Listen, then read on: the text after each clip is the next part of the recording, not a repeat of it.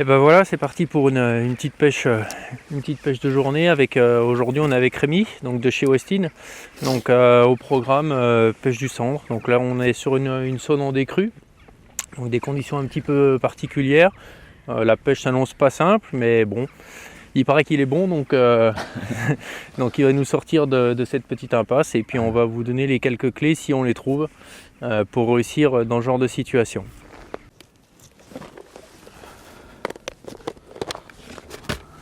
Alors là, dis-moi tout mon petit. là tu vois ça fait une retourne là, donc la saône elle est en train de se retirer vu que c'est un peu en décrue. Donc déjà tu as tous les poissons qui se stockent dans cette amortie là qui sont raspirés un peu par le fait que le courant baisse un peu là, que la saône se retire du moins. Ouais. Et là ça te fait une retourne du coup.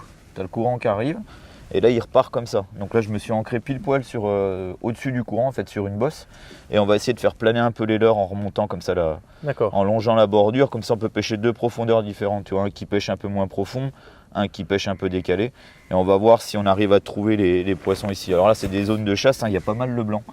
Donc, Ouais, on va remonter depuis ce matin. Ouais. donc on va regarder un peu, faire ça, après on va se redécaler, on va repêcher le poste un peu plus haut pour repêcher au-dessus de la bosse, voir si les poissons sont pas plus hauts, puis on va gratter un peu comme ça, que ça nous donne un peu une idée. Ok. Après on passera, si on voit qu'on prend pas de touche, après on passera en vertical et on changera un peu de secteur, on repassera autrement, peut-être plus vite, enfin Ok, voilà. ça marche. Donc on va tester ça et on verra bien après. Ça va être les premières indications du matin. Donc là tu laisses descendre au fond, c'est ça? Ouais, tu laisses descendre, tu maintiens bien parce que si les poissons ils chassent, tu vois, quand tu arrives dans l'eau, tu fermes bien ton moulinet ou tu mets ton doigt sur la tresse. De façon à bien faire planer ton leurre. Comme je te dis, le fait que tu as le courant, en fait, ton leurre il nage directement dès qu'il touche l'eau. Puis tu fais. Des fois quand ils sont en train de chasser, tu prends les touches à peine arrivées dans l'eau. Donc, alors après, tu n'es pas obligé de gratter le fond tout le temps. Hein. Là, tu peux pêcher un peu plus haut. Ok, Tu mets 2-3 coups de manivelle, tu laisses retomber.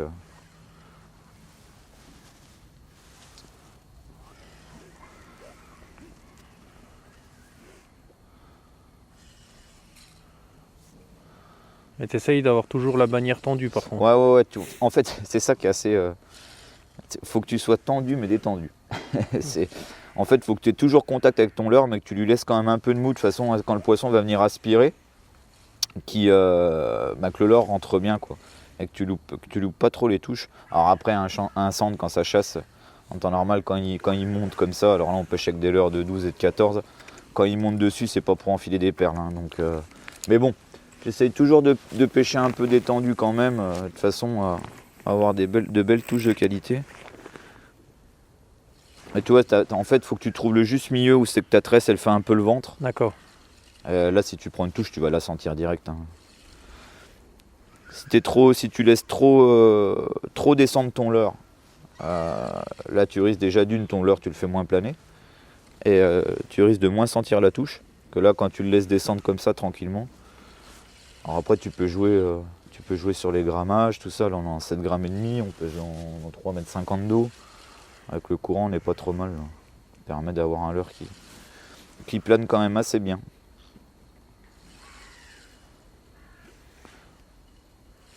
Alors après, ce qui est super important, c'est si tu viens à prendre une touche, il faut que tu saches exactement ce que tu faisais à ce moment-là. Ouais. Tu vois, si tu avais ta canne baissée un peu sur le côté, par exemple, et que tu prends la touche à ce moment-là, ou si tu étais très haut, il faut vraiment que tu le saches, et surtout l'endroit où c'est que tu as acheté, parce qu'il y a des fois, les sandres, quand ils sont placés sur une veine d'eau, et quand ils mordent d'une façon, ce qui est dingue, c'est que ces petits détails-là, ça peut te permettre de reprendre des poissons au fur et à mesure. Donc il faut que ça soit très répétitif. Okay. Enfin, si tu prends une touche, il faut que tu saches à peu près, tu vois. Ce que tu as fait. Ouais, ce que tu as fait, pour pouvoir le répéter et voir si c'est ça. Parce qu'après, je te dis, ça peut être. Il y a beaucoup de choses qui rentrent dedans. Ça peut être l'angle que tu vas avoir avec ta canne, il y a beaucoup de choses. Donc après, faut le répéter au maximum. Ok.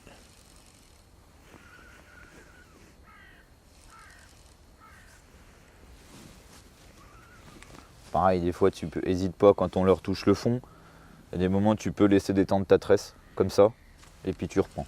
Okay. Il y a des coups, ils ramassent les leurres sur le fond, ils suivent et ils ramassent. Alors quand c'est ça, il faut essayer de le faire, moi j'essaye de le faire assez rapidement. Parce que si la pêche elle est comme ça nous est déjà arrivé. Il y a des journées où les poissons ramassent les leurres sur le fond. Si tu fais pas ça, tu prends pas de touche, quoi. C'est vraiment un truc de ouf, hein.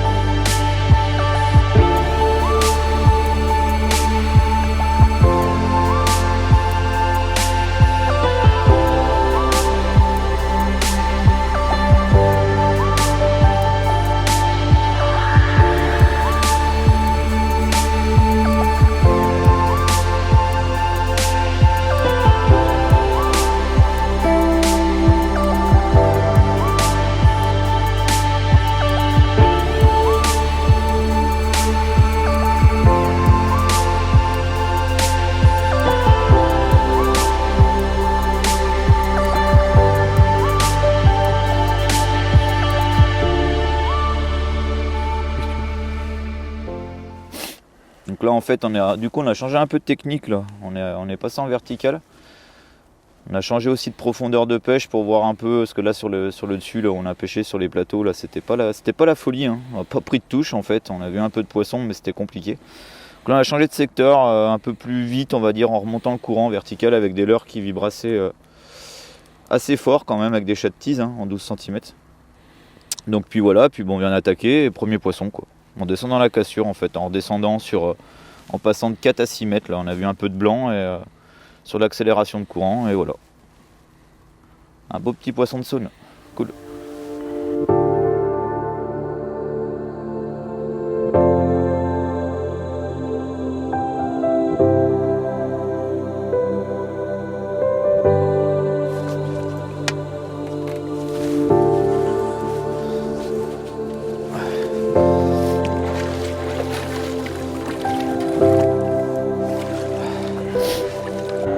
L'eau elle est pas chaude.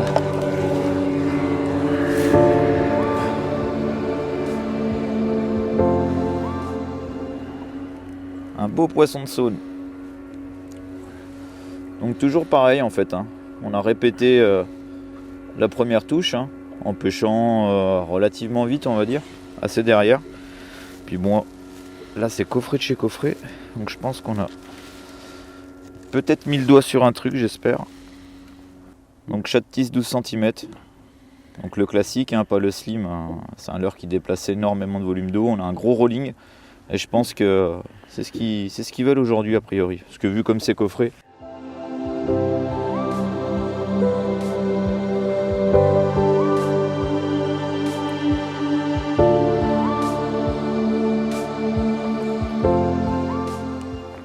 Bon alors Rémi, donc là quand on pêche en vertical là, comme c'est le cas là, donc tu me dis on laisse bien toucher le fond. C'est ça en fait, tu touches le fond et tu te décolles légèrement.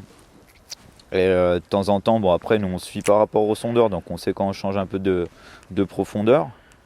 Donc après tu reprends contact avec le fond. D'accord. Dès qu'il y a une cassure, là, parce que là en fait on a 5 mètres là, puis je descends dans 6 mètres 50 et je fais ça en fait. Je fais des croisements, je remonte, je redescends pour voir un peu où les poissons se situent et je pense qu'ils sont pile poil sur la cassure. Et après il y a des trucs qui sont super importants, c'est à quel moment tu prends la touche.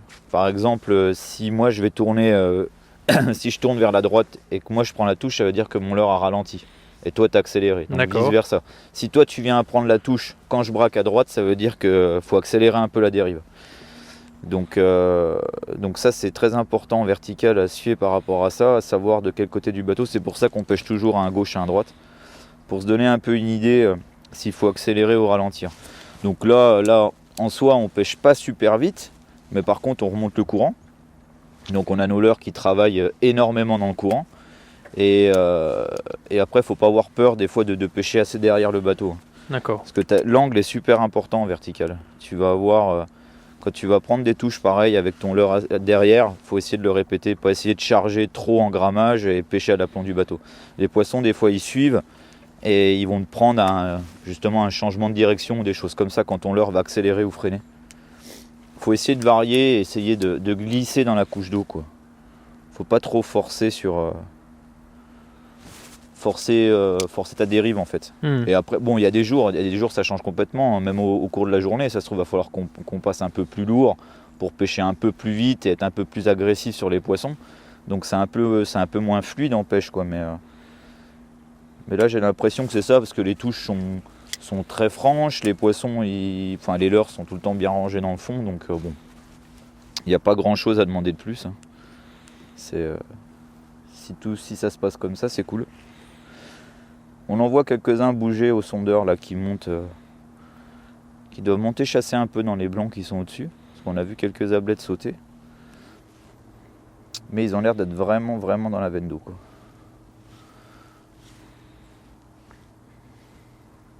Après, quand je te dis tu reprends contact avec le fond, faut toujours un peu retenir un peu ton leurre. Faut pas lâcher, tu vois, des grands coups. Quoi qu'il tape, quoi. Non, parce que tu auras tendance, si les poissons sont méfiants, tu auras tendance justement à les caler si tu arrives et que tu tapes des grands coups ta tête plombée sur le fond. Tu vois, là, il y a la cassure, là, si ça se passe, ça va être là, par là. Dans cette cassure, là. On a un peu de blanc pendu au-dessus, en plus, c'est joli comme tout. Finalement, en animation, tu fais pas grand-chose, en fait, tu laisses travailler ton leurre dans le courant. Ouais, quoi. c'est ça, en fait, c'est exactement ça. C'est le moteur électrique, hein, qui va animer le leurre, plus ou moins. Alors après, il y a des moments, comme je te disais, tu peux faire des petits relâchés, ou tu vois, quand tu vas reprendre contact avec le fond, tu lèves ton leurre, tu mets 2-3 coups de fion pour le faire nager un peu plus. Si tu vois qu'à ce moment-là, tu prends la touche, c'est qu'il y a quelque chose à faire en faisant ça, quoi.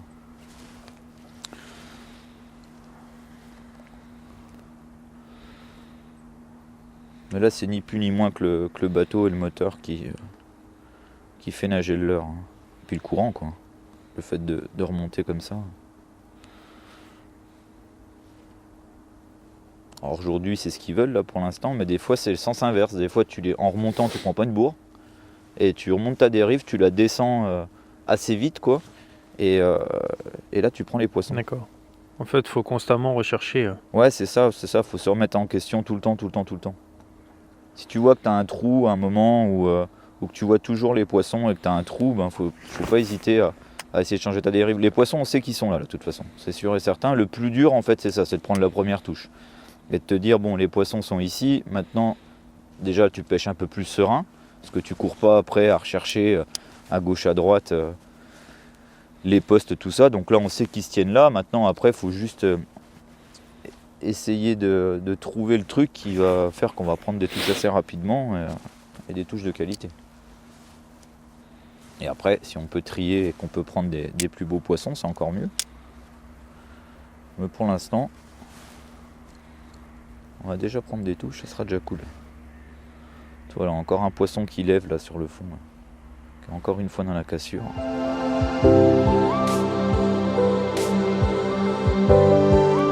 Alors tu vois, c'est pareil, le positionnement de ta canne en vertique, c'est super important. Faut pas que tu hésites à sortir un peu ta canne du bateau là et à lui donner un peu plus d'angle. Alors toujours quand même être sur un angle fermé pour toujours avoir ton leurre en contrôle en fait. Mais faut pas hésiter à sortir un peu ta canne, que de pêcher trop près du bateau, parce que du coup tu vas pouvoir aller chercher derrière, tu vois, en redescendant, aller voir où t'en es avec le fond. Ok.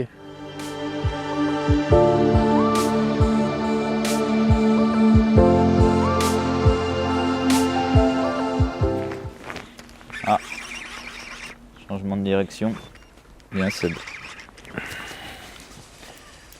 Ah.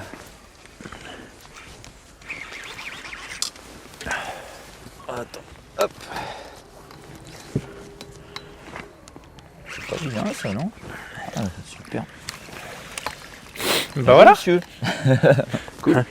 quand on écoute le prof, ça marche. Alors c'est ces poissons qu'on voit là bouger un peu là.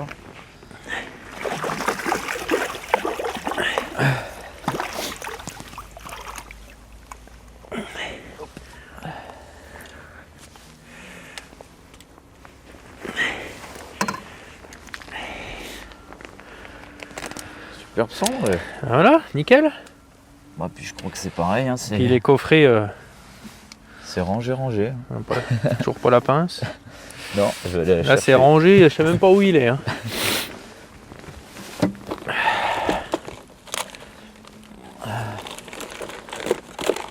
Ah, les touches, c'est difficile de les louper là. Hein. Ah, ça met des bonnes touches.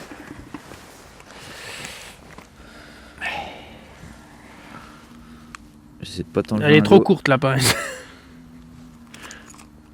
Hop. Donc voilà, chat de tease, Chat-tisse 12 cm. coloris. Steam curd. Voilà.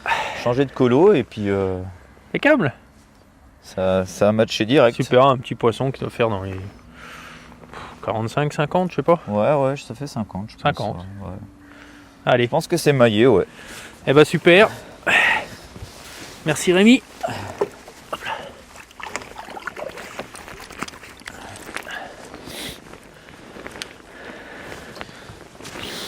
Tiens ton arme. T'as mis une bonne touche, ouais. Ouais, une belle craquette. Donc c'est vrai que le chat de tease, on n'y pense pas forcément pour le cendre. Non, bah, Nous, au magasin ou sur le site, c'est vrai qu'on les vend rarement pour le cendre. C'est plus brochet parce que ça déplace beaucoup d'eau. Mais je sais que toi, tu les utilises beaucoup. ouais, c'est ça en fait. Ouais, bah le chat-tisse, bon, le fait qu'il y ait un gros rolling, en fait, les gens associent ça énormément à la pêche du brochet. Par contre, tu vois, pour des eaux un peu comme ça, là où c'est que c'est chargé un petit peu, c'est vraiment ouais. une tuerie. Ouais, parce que tu vas avoir un leurre, toi, comme on remonte là avec le moteur électrique, t'as un leurre qui nage tout de suite direct, qui se met en action directement, qui déplace des volumes d'eau.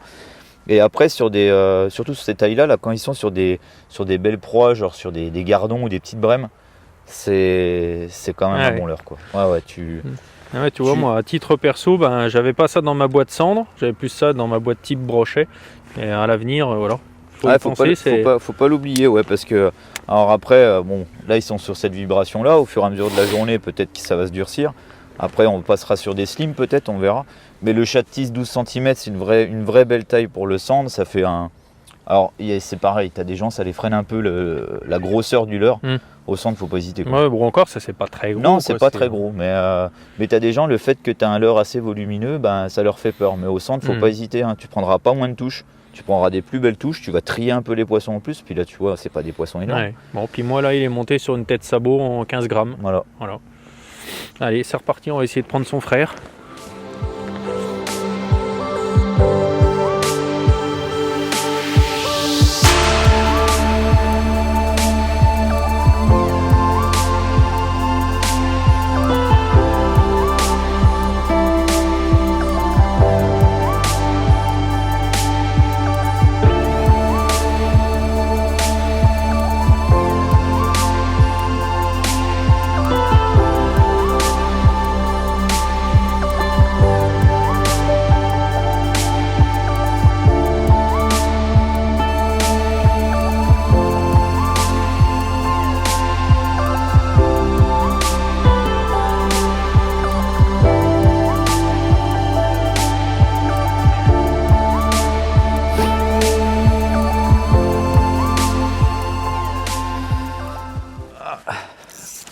Un peu plus petit celui-là. Ah bah tiens, hop là, décroché. C'est ça le no-kill. Un bébé. Par contre, le bébé, le 12 cm, il l'a jusqu'aux amygdales. Hein. Je peux même pas l'ouvrir.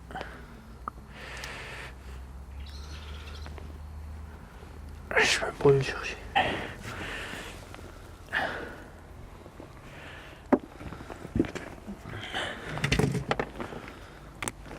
Voilà, petit bébé. Allez.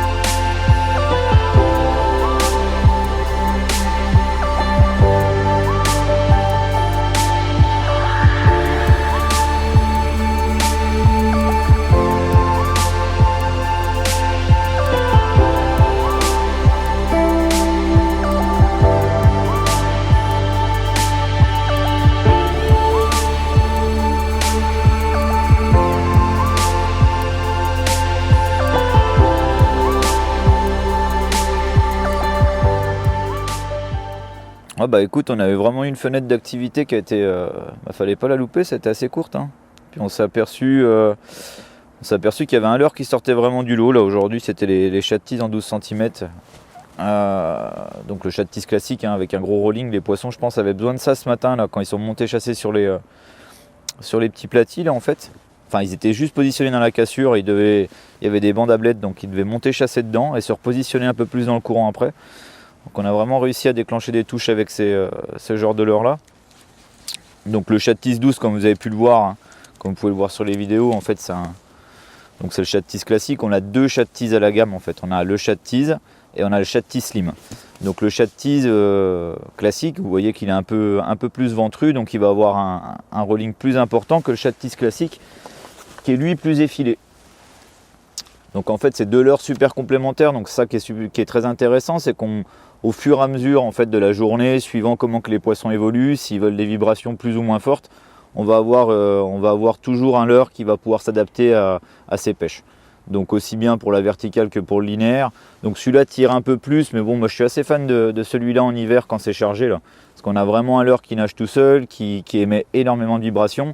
Et après au fur et à mesure de la journée, quand les poissons, on va dire quand les poissons sont un peu pêchés, qu'ils ont tendance à se décaler un peu, à être un peu plus méfiants, après on passe avec des vibrations un peu plus serrées, donc pour le chat de tise slim.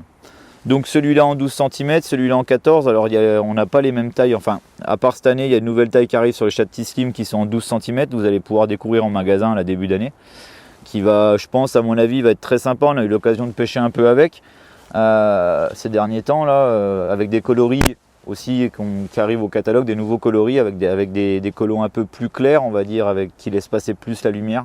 Donc on a eu de très bons résultats là juste avant la crue.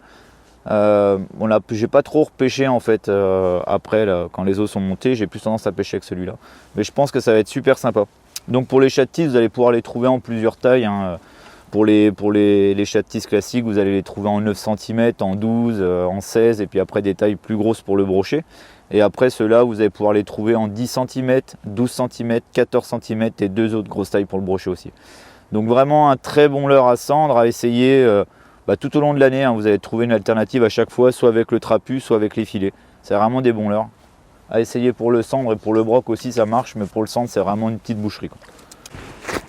Bon, on arrive au terme de la journée, il reste encore peut-être une petite demi-heure de pêche, donc on va quand même en profiter pour faire vite fait la conclusion avant que la lumière elle soit vraiment trop faible.